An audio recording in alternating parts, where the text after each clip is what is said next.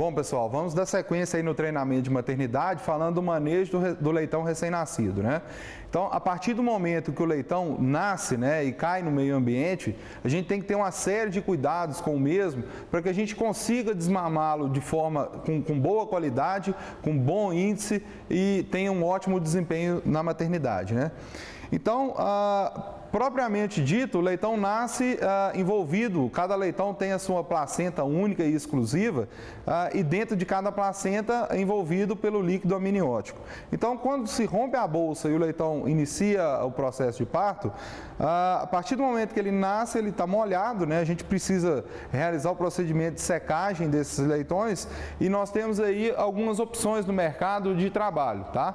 Então, aqui mostrando a opção do pós-secante, tá? Uma ótima opção de funcionamento, dá uma boa resposta do tempo que ele nasce até o tempo que ele vai mamar no teto da fêmea, né? Então, a resposta é bastante rápida e bastante eficiente aí para a gente utilizar. A outra forma bastante comum é a utilização de papel toalha, né? Então, a gente segura o animal, passa o papel toalha pela superfície do corpo e realiza o processo de secagem dele aí. Bom, então no pós-secante, né, a gente tem a opção de proteger a cabeça do leitão e espalhar o pó por toda a superfície do leitão, auxiliando no processo de secagem.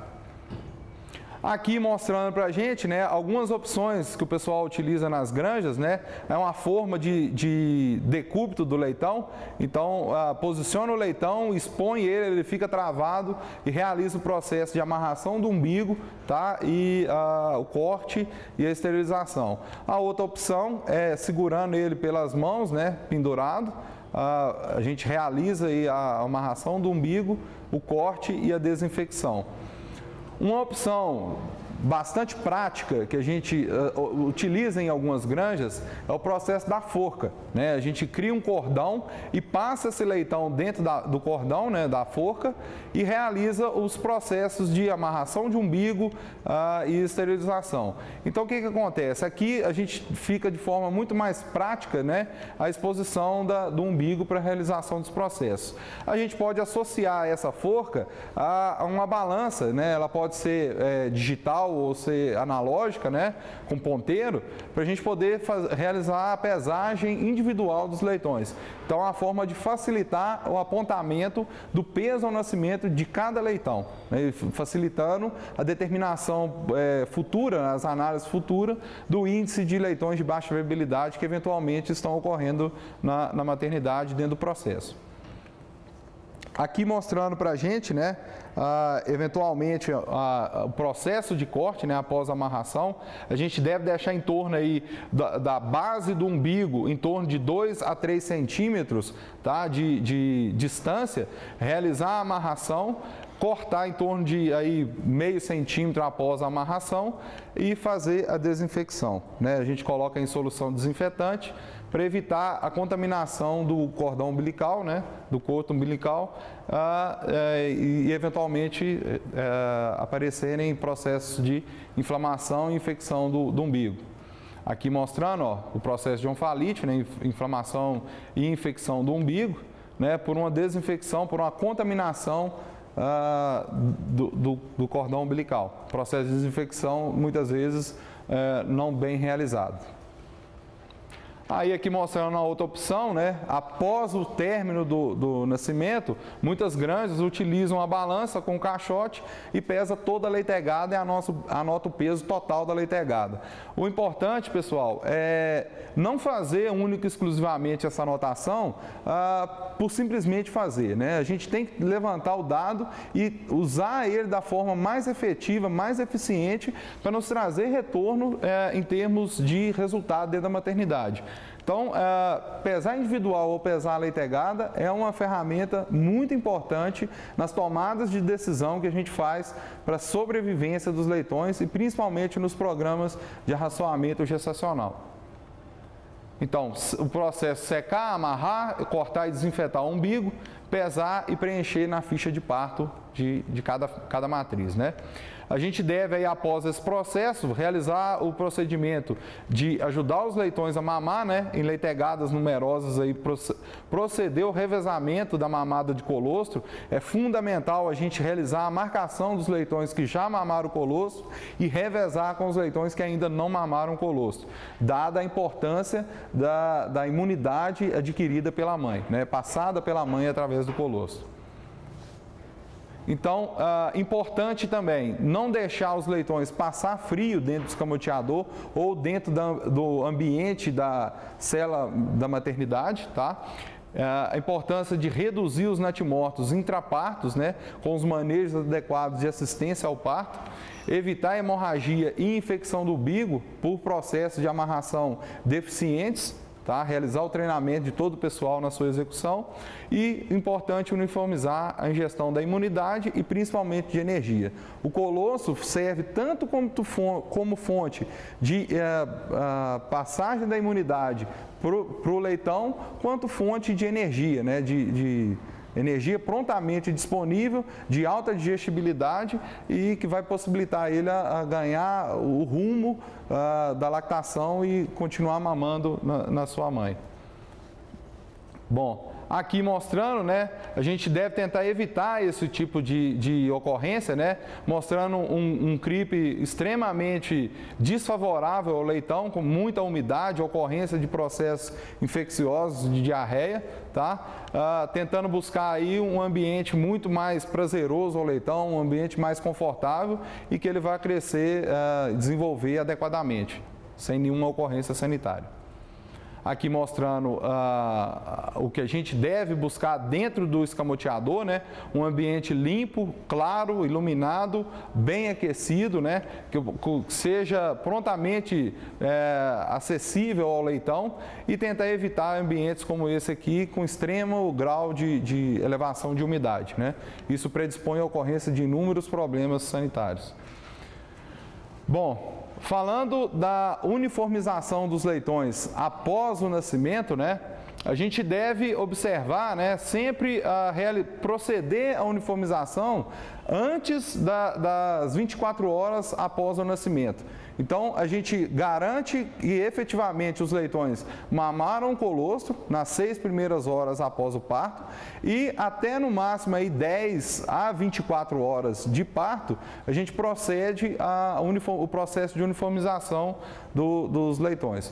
O manejo de transferência dos leitões deve ser observado após a mamada do colostro e a gente vai ter a oportunidade de ver isso na aula de otimização de maternidade em granjas hiperprolíficas. Bom, então, só dando uma pincelada, né, uma explanação rápida, nós devemos aí observar tanto o número de tetas viáveis quanto o tamanho dos leitões, para poder realizar o processo de uniformização, né? Quando a gente observa, né, fazer a contagem de quantos tetos a matriz tem disponível para poder colocar os seus leitões para mamar, né, tetos viáveis com boa produção de leite e desconsiderar os tetos que eventualmente a gente tenha problemas de produção de leite. Bom, nós realizamos com grande eficiência um manejo de treinamento do leitão após o nascimento no escamoteador. Esse manejo é de suma importância nos 2, 3 primeiros dias de vida do leitão, de forma a evitar a mortalidade, o exagero de mortalidade dos leitões. Hoje, se a gente for fazer uma avaliação, em mais de 90% das granjas, a gente observa uma grande mortalidade até o 3º dia de vida. E essa mortalidade, na maioria das vezes, está associada a uma alta taxa de esmagamento dos leitões, né? Os leitões acabam de mamar, dormem próximo à matriz e a fêmea levanta e acaba esmagando esses leitões. Então, o treinamento no escamoteador consiste em a gente, após a mamada do leitão, fechar o leitão em torno de no máximo 40 minutos dentro do escamoteador e novamente realizar a abertura do escamoteador para que o leitão tenha acesso à matriz e venha mamar novamente. Então, a gente sabe aí que durante o dia a fêmea executa uma mamada, né, realiza uma mamada com seus leitões a cada 40 minutos a 1 hora no máximo. Então, o efeito é simplesmente evitar que o leitão, nos 2 primeiros dias, durma próximo à matriz e que isso proceda em mortalidade desse leitão. Bom, após o nascimento, né, a gente normalmente realiza o corte da cauda, né, através do equipamento, né, que ele aquece uma resistência, essa resistência fica incandescente e a gente corta em torno de 2/3 do rabo, né, da cauda do leitão, deixando apenas 1/3 em sua grande maioria. Isso há uma grande variação de manejos, né? Existem granjas hoje que rotineiramente não executam o corte da cauda, mas isso cada caso deve ser avaliado, tá, gente? Não deve ser generalizado porque existem algumas regras de rotina, de desafios dentro da granja que impossibilitam, numa fase de recria e terminação, a ocorrência de canibalismo em alguns desses leitões. Então, cada caso deve ser avaliado, mas existe alguns casos onde já não se corta mais a cauda. Então, mostrando também o desbaste do dente, né?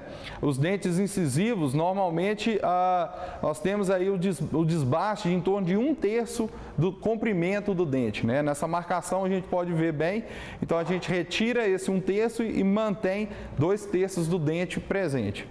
A gente deve tomar sempre o cuidado, né, de tentar evitar o uso de alicates de corte, porque normalmente esses alicates, com o uso, eles não ficam afiados e procedem à quebra do dente. E aí há uma exposição da dentina, que é a parte interna do dente, e com isso possibilita a ocorrência de infecções e muitas vezes predispõe à ocorrência de artrites também. É uma porta de entrada para infecções sistêmicas. Tá? Então, normalmente a gente utiliza um desgastador, o desbastador é um motorzinho elétrico, né, com rotação, e ele, ao rotacionar com a pedra de esmeril, ele desbasta o dente em torno de 1/3, aí tomar sempre o cuidado. Bom, um outro processo que envolve, em alguns casos, em algumas granjas, envolve um certo cuidado, é o processo de moça ou tatuagem desses leitões. Né? Granjas que têm marcação de genética, né, ou tem processos de separação de avós e matrizes comerciais dentro da mesma granja, a gente deve marcar os animais destinados à reprodução, né? As leitoinhas que nascem destinadas à reprodução. Então, nesse processo, tomar muito cuidado, porque é uma porta de entrada, né? Abre uma porta de entrada a agentes infecciosos e com isso pode predispor aí a ocorrência de artrites, enfim, de outras demandas sanitárias. Bom, outra prática muito comum, rotineira na suinocultura moderna, é a aplicação de ferro destrano ao 3º dia de vida. Tá? A gente aplica em torno do ferro a 10%, em torno de 2 ml, o que equivale a 200 miligramas de ferro. Tá? E no ferro, concentração comercial a 20%, a gente utiliza aí a aplicação de 1 ml. O processo de castração também, realizado nos machos, né, que nascem, em torno do 7º dia, com o auxílio do bisturi, a gente faz a exposição do testículo e faz a retirada do mesmo. É um processo bastante comum e rotineiro de execução. Bom, outra prática muito comum é o fornecimento de ração e água suplementar ao leitão. Muita gente imagina que só o fornecimento de leite pela matriz é suficiente ao leitão. Então, a gente já inicia o processo dentro da maternidade que vai nos auxiliar ao desmame, né? Ao ingresso dele na creche, vai nos ajudar tanto a ingestão de água, tá? O leitão vai saber que há disponibilidade de água para poder fazer a ingestão, quanto a ingestão de ração também no processo de desmame. Então, na maternidade, a partir do 7º dia, nós já colocamos aí a partir do 5º ao 7º dia, nós já colocamos disponível a ração e mantemos água também disponível que o leitão ingira à vontade, além da mamada que ele realiza na matriz.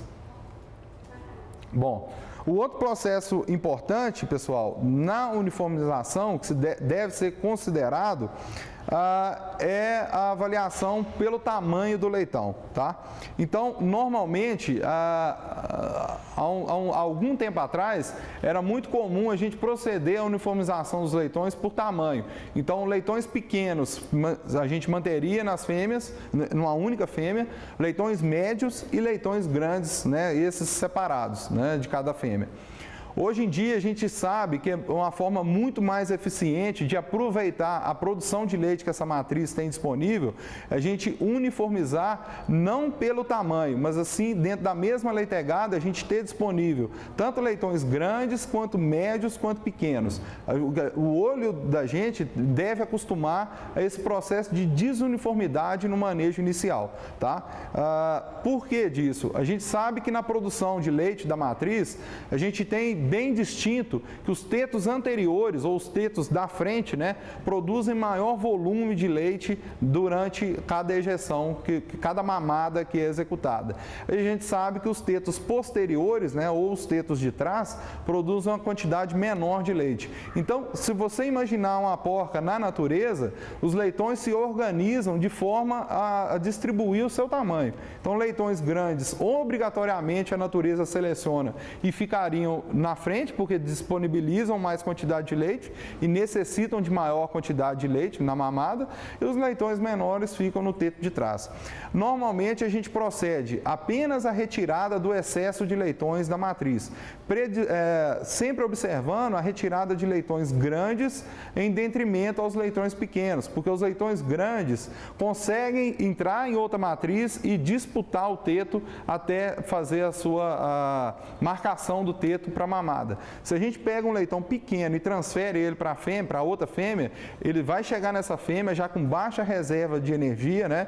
Porque é um leitão de menor viabilidade, menor reserva corporal, e vai ter maior dificuldade no processo de estabelecer a sua mamada. Então a gente começa a despadronizar ainda mais o tamanho dos leitões após o seu nascimento, né? E a gente deve ficar bem tranquilo, porque esse processo de desuniformidade na transferência, na uniformização dos leitões, né, não piora o desempenho médio, né? A gente valoriza aí cada vez que produz o leite, o leitão mama estritamente o que é necessário para ele. E é uma quebra de paradigma, né, frente ao que a gente tinha de produções anteriores, né? Bom, pessoal, falando agora dos leitões com baixo peso ao nascimento, né, a gente deve assegurar a correta ingestão de colostro por parte desses leitões. A gente sabe que são leitões mais susceptíveis à ocorrência de doenças e susceptíveis à mortalidade também. Então, toda forma que a gente tiver de suplementação de colostro, né, disponibilidade de colostro para esse leitão, deve ser empregada. Nós também vamos poder falar uma forma mais detalhada na aula de otimização de maternidade de alto desempenho, ok? Bom, a gente deve também assegurar nesses leitões de baixo peso ao nascimento um ótimo aquecimento e escolher uma fêmea para poder agrupá-los para poder mamar. A gente acabou de falar que na uniformização a gente deixa despadronizados os leitões, mas a gente deve ter uma observação adequada quanto aos leitões de baixo peso. Esses leitões devem ser agrupados em matrizes que tenha boa disponibilidade do teto, né? Uma boa apresentação do teto, porque se a gente mantém eles com outros leitões maiores, a gente tem uma disputa muito grande e esse leitão acaba não assegurando o teto para a mamada, né? Bom, a gente deve também realizar o retardamento dos manejos traumáticos nesses leitões. Então, normalmente, o corte de dente, a moçagem, o ferro e o corte de cauda, a gente deve passar isso após o 4º dia de vida. A gente sabe que até o 3º dia é o maior índice de mortalidade, então após o 4º dia a gente tem maior segurança nesses leitões para sua realização. Da mesma forma, né, aplicação de ferro aí em torno de 1 ml e, caso necessário, fazer a repetição da aplicação aí após 7, 10 dias, caso a observação seja necessária. Um outro manejo importante também nesses leitões é retardar a castração. Ao invés de 7 dias, a gente faz em torno de 10 a 12 dias pelo tamanho desses leitões, né? Causar um trauma menor nos mesmos. E a disponibilidade no mercado, né? A utilização de energéticos que a gente pode disponibilizar também como forma de suplementação à mamada do leite desse leitão. Bom, a gente sabe que normalmente a ocorrência de leitões de baixo peso ao nascimento está associado ao aumento de ocorrências de problemas sanitários na maternidade. Então a gente deve buscar sempre no racionamento gestacional reduzir o impacto dos leitões de baixo peso, né? Diminuir a desuniformidade do peso ao nascimento. Aqui mostrando uma avaliação do primeiro mês, né? Leitões aqui nesse gráfico em verde, né? Com menos que 600 gramas, né, de nascimento, uma mortalidade aí de em torno de 45%, tá? Leitões entre 600 e 800 gramas com mortalidade em torno de 32%. E no segundo mês há uma repetibilidade aí na ocorrência, né? Então há uma padronização. Leitões menores, normalmente a gente tem uma maior associação com a mortalidade. Aqui a gente tem a utilização do caixote, é uma forma de fornecimento de colosso suplementar a esses leitões. Então o leitão, até ele ter condição de pegar o teto da mãe, né, da sua mãe, ele é suplementado ou via mamadeira ou via sonda, né, com adição de colostro para poder fortalecer e ter condição dele ter aporte energético para poder demarcar uma teta para mamada.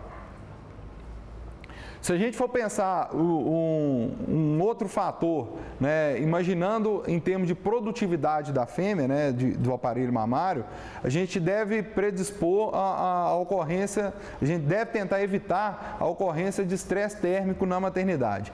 A gente sabe que a ambiência favorável ao leitão é em torno de 32 graus na primeira semana de vida e essa temperatura vai caindo até chegar no entorno aí de 28 graus no momento do desmame. Tá? O que acontece? Essa temperatura é extremamente elevada, é extremamente superior à zona de conforto da matriz. Então, todas as vezes que a gente coloca um ambiente de maternidade favorável para a fêmea, a gente tem uma condição desfavorável ao leitão. Então, o ambiente fica muito frio. Então, a gente deve predispor no cripping dele, no escamoteador dele, né, a uma temperatura de conforto em torno de 32 graus. Para poder ficar adequado. Bom, outra comparação que a gente faz, né, em relação às estações do ano, né, na performance reprodutiva da matriz. No inverno, comparado ao verão, nós temos aí um maior peso ao desmame, óbvio pela ingestão de ração mais facilitada pela matriz, né, no verão nós temos maior dificuldade de ingestão, o peso menor. O intervalo desmama, a cobertura também é menor, a fêmea consegue sair numa qualidade da maternidade muito melhor devido à sua ingestão de ração, o desgaste é menor, né, em torno aí de 5,5 dias contra 7,8. Percentual de fêmeas que deram cio até o 7º dia pós-desmame, 90% no inverno, em torno de 78%. Uma taxa de parição melhor no inverno, comparado nesse estudo aqui de 2000, em torno de 87% no inverno, contra 82% no verão. E o tamanho da leitegada um pouco maior nas fêmeas que parem no inverno, né? Tem o parto ocorrendo no inverno comparado com o verão. Aqui mostrando uma foto térmica, né, para a gente, a incidência do sol e a reflexão da radiação, né, dentro do barracão, mostrando aqui as variações de temperatura. Então, exposto ao sol, a gente está aí com 51 graus de temperatura e ali na sombra, na cortina, em torno de 36 graus, né? Então, os pisos, paredes, né, e cortinas refletem, né, a radiação e ela vira uma forma indireta de aquecer o ambiente. Então é muito importante a gente monitorar essa ocorrência aqui e tentar fazer de forma eficiente, né, o plantio e condução de grama e arborização em torno do barracão. Porque no caso aqui, se a gente observar a inclinação do barracão, o sol quando bater aqui na grama, ele vai refletir dentro do barracão. Isso vai possibilitar um aumento da temperatura na instalação. Então, fazer a correta condução do crescimento das árvores, né, e realizar a poda da saia da árvore para possibilitar a ventilação entre barracões também. Aqui mostrando uma instalação, uma árvore bem conduzida, né, possibilitando a ventilação. Aqui da mesma forma. Então a gente tem árvores realizando o sombreamento da instalação, mas possibilitando a ventilação entre a mesma. Aqui mostrando para vocês um equipamento de ambiência dentro da maternidade voltado para a qualidade da ambiência para a matriz, né? Nós temos aqui um cooler que realiza o resfriamento do ar e esse ar é bombeado, né, por ventilação forçada e sopra através da saída lateral aqui um ar refrigerado na cabeça da fêmea. Isso provoca uma sensação térmica adequada, né? E a fêmea com isso consegue melhorar a sua ingestão e a produção de leite. E sem contudo, né, essa forma de climatização do ambiente da maternidade não prejudica a qualidade para o leitão, tá? Então fica muito restrito aí estritamente à porca. Bom, pessoal, vimos aqui nessa aula os manejos fundamentais com o leitão após o nascimento, né, e alguns cuidados que a gente deve ter com relação à transferência de leitões, a uniformização, a ingestão de colosso, a sua importância e também quanto à ambiência dentro do setor da maternidade. Nos vemos numa próxima. Muito obrigado.